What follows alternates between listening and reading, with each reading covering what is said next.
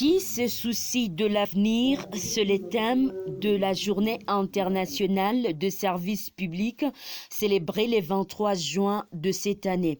Au niveau national, une activité a été organisée à Baraka par l'organisation humanitaire Action Aid RDC en collaboration avec l'International de service public PSI qui n'ont donc pas voulu passer cette journée sous silence. Pour la conférence, c'est une prise de parole qui Action Aid a faite concernant la journée internationale des services publics.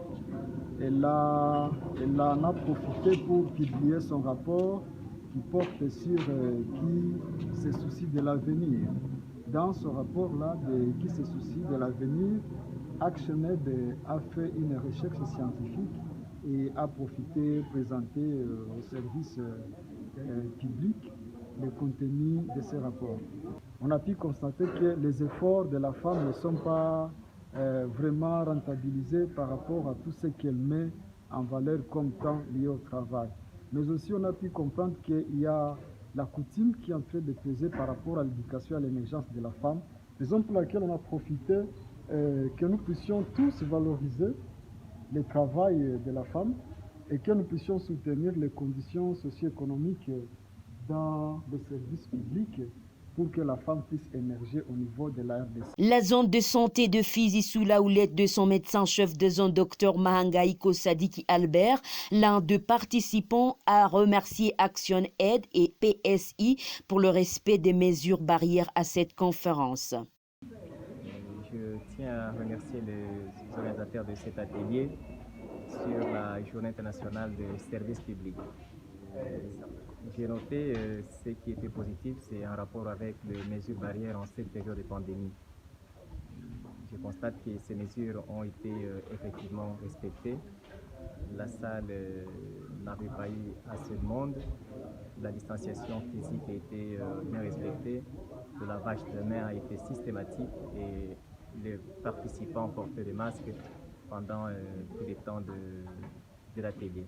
C'est qui est déjà un point positif. Et j'ai trouvé que c'était vraiment un engagement sans faille dans la lutte contre la pandémie.